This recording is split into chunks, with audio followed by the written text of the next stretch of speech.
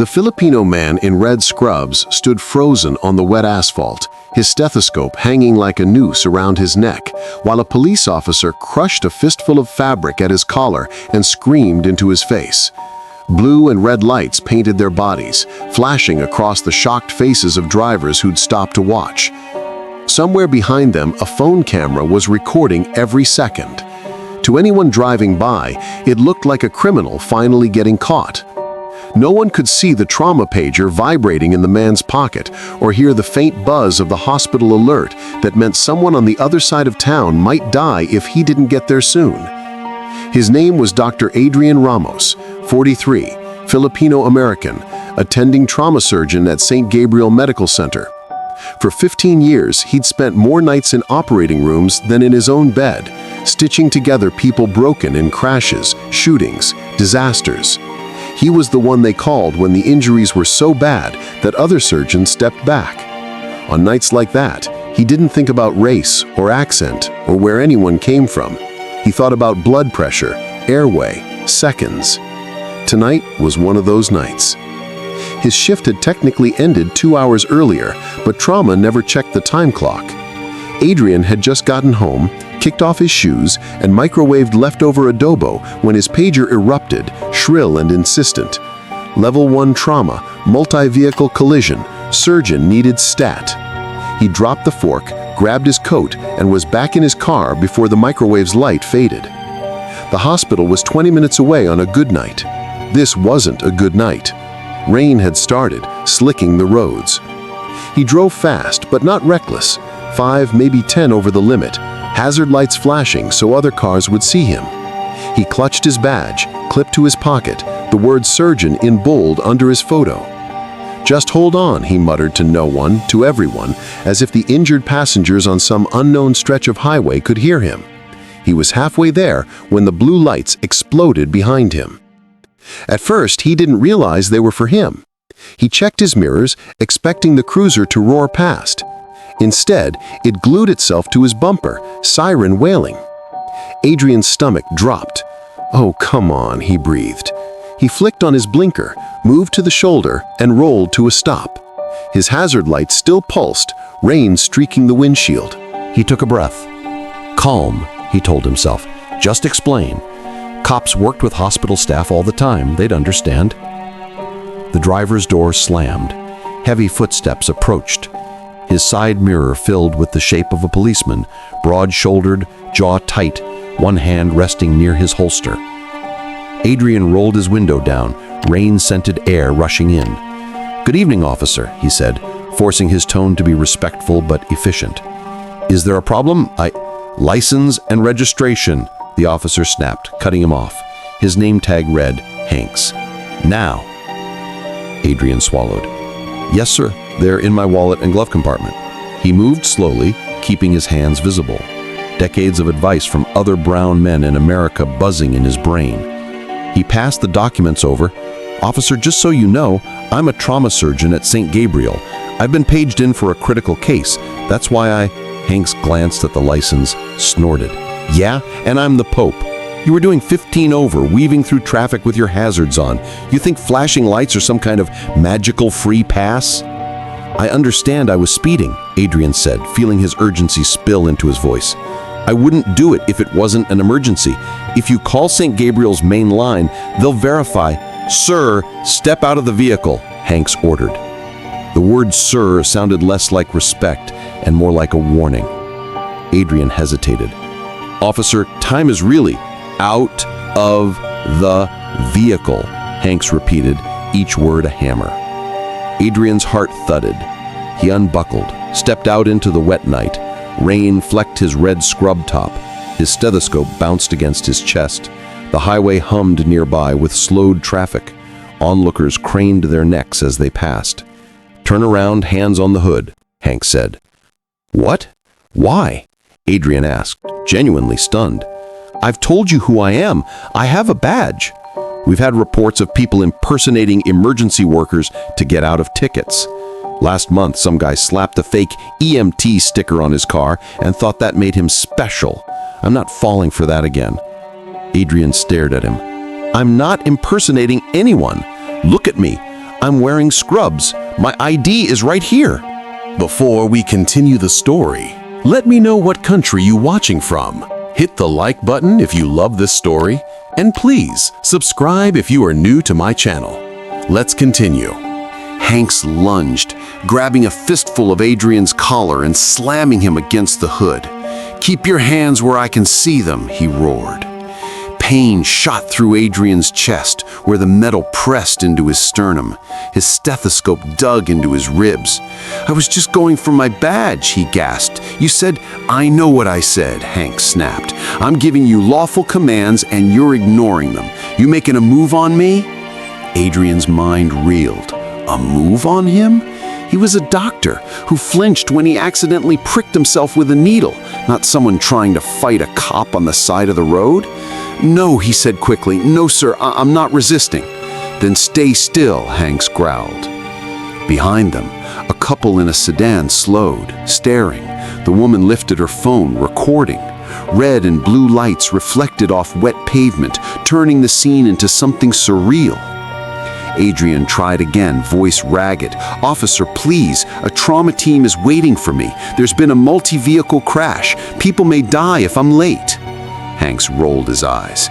"You people and your stories. Always some excuse. I'm late for work. I'm having a baby. I'm a fancy doctor. You think because you got some letters after your name, you're above the law?" Adrian felt anger spark, hot and dangerous. "You think because you have a badge, you're above basic human decency," he almost said, but he bit it back.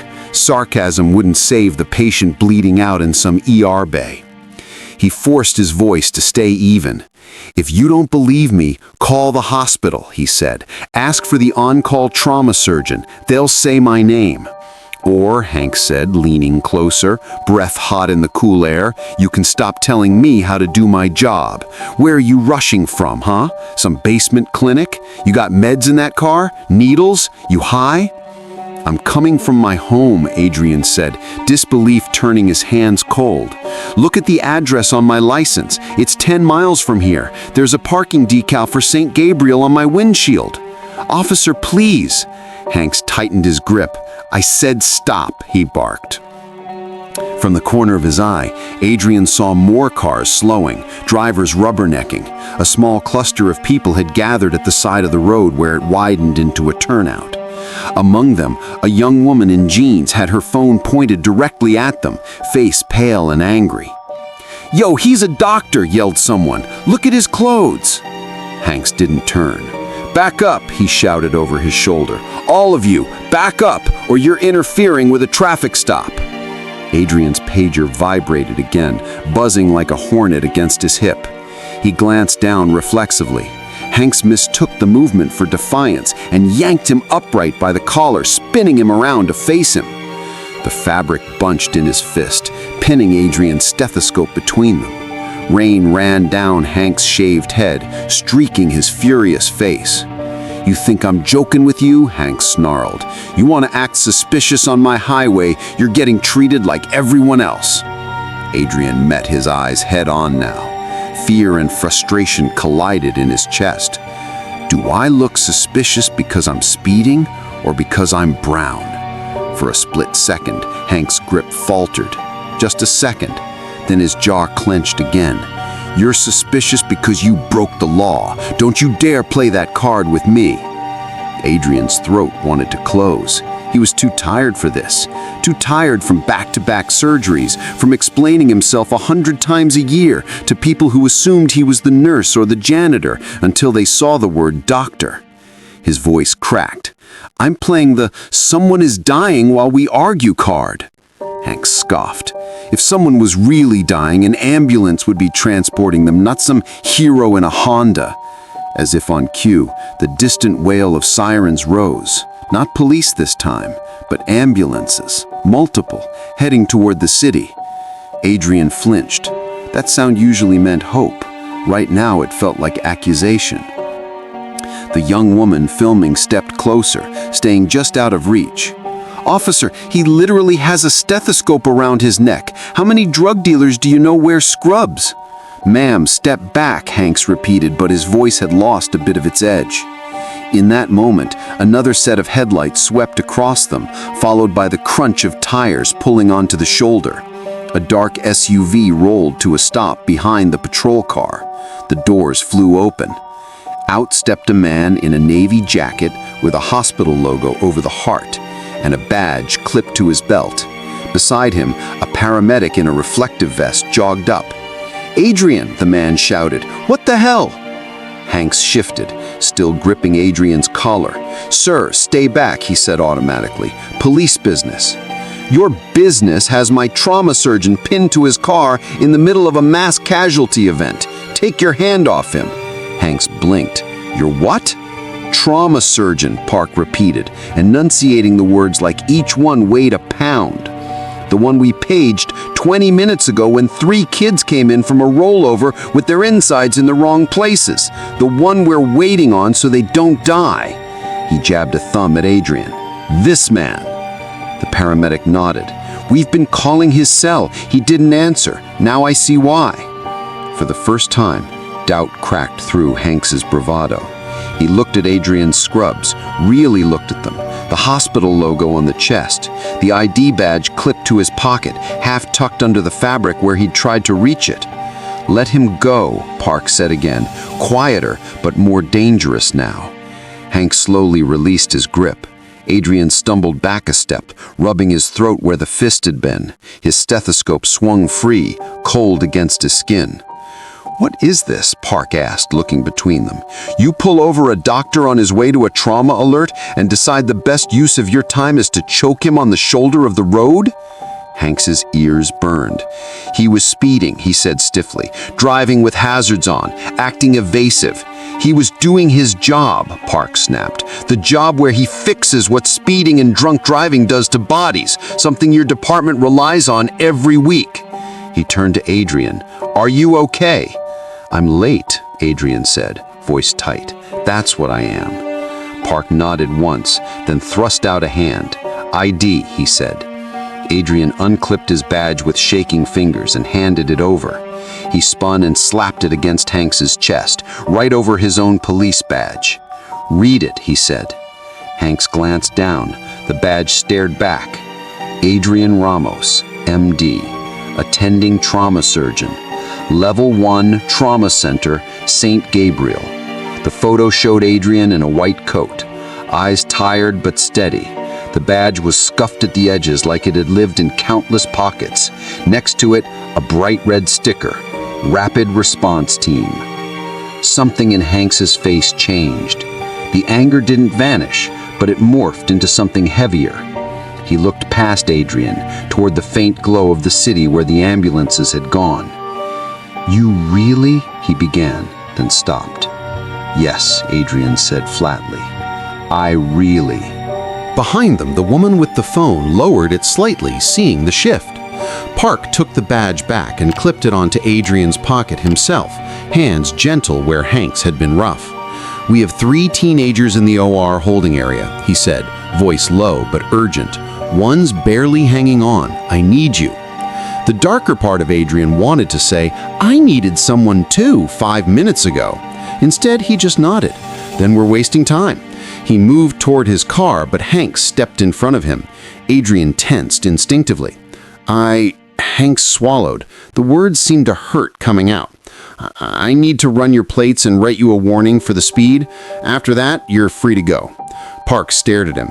"You're really going to keep him here another 5 minutes for a warning?" Hanks hesitated. His training, his pride, his fear of getting in trouble for letting a speeder go, they all tugged at him, but so did the weight of the badge he'd just read and the eyes of every witness on the roadside. He exhaled, long and slow.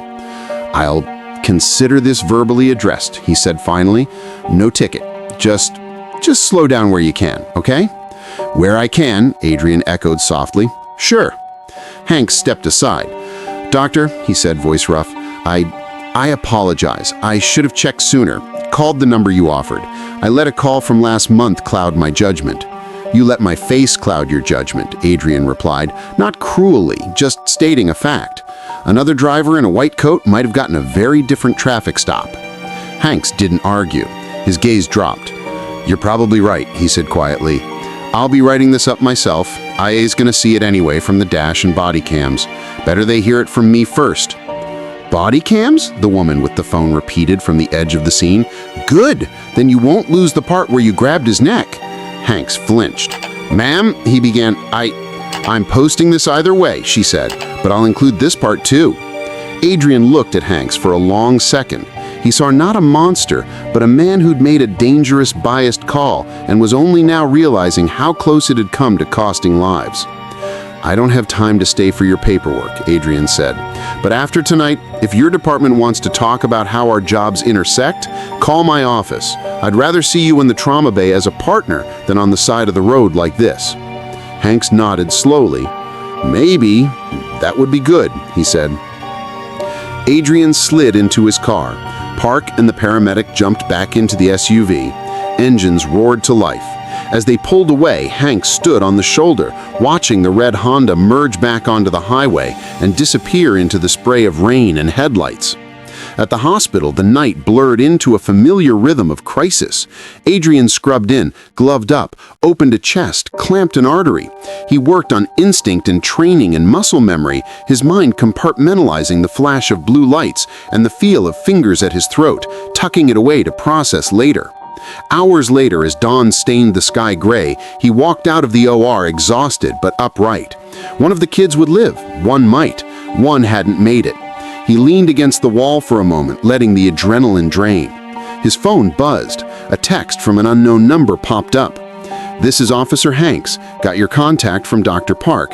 Just wanted you to know, I filed an internal report on myself, and I watched the footage. It was worse than I thought. I'm sorry. A second text followed. If you're ever willing, I'd like to understand more about what your nights are like. Maybe it'll make me a better cop. Adrian stared at the screen. The anger flared again, then flickered. He thought of the kids' faces on the table. He thought of all the ways systems change slowly, one uncomfortable conversation at a time. He typed back, happy to talk, bring coffee, night shifts are long. He hit send. When he finally stepped outside, the sky was pale, the rain gone. His car still had a faint imprint on the hood where his chest had hit it. His throat still ached faintly. His badge was clipped firmly to his pocket, the word surgeon catching the weak morning light. He ran a hand over it and thought about how thin that plastic was, how easily it had failed to protect him on the road, and yet how heavily it could weigh on a conscience once it was finally seen. Maybe the next time Hanks pulled someone over with flashing hazards and fear in their eyes, he'd remember the Filipino doctor in red scrubs and a vibrating pager. Maybe he'd start with a question instead of a fistful of fabric. And maybe, because of that, more people would make it out of the night alive. Thank you for watching to our Badge and Justice stories. If you want to watch more stories like this, click the videos above. See you again tomorrow.